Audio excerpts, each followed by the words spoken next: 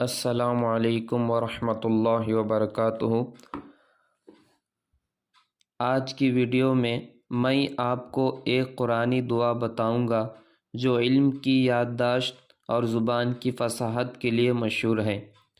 یہ دعا بہت ہی پاورفل ہے۔ اگر آپ کو ایگزام کی ٹینشن ہو یا کوئی ضروری کام میں کامیابی کے لیے پریشانی لاحق ہوتی ہو یا کسی انٹرویو کا سامنا کرنا ہو تو اس دعا کو دل سے پڑھیں۔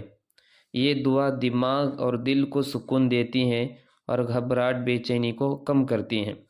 زبان میں اثر اور کسی کو کوئی بات سمجھانے میں آسانی پیدا کرنی ہو تو اس دعا کو پڑھیں۔ وہ دعا یہ ہے، آیت نمبر 25 سے لے کر 28 تک۔ رب اشرح لی صدری ویسر لی امری واحلل عقدۃ من لسانی یفقہوا قولی۔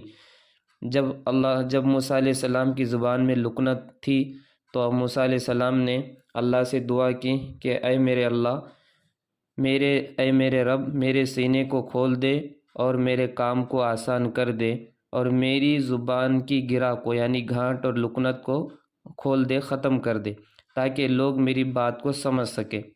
الغرض سامعین، اگر آپ چاہتے ہیں کہ آپ کے علم اور ذہانت میں اضافہ ہو تو اس دعا کو اپنی روحانی زندگی کا حصہ بنائیں۔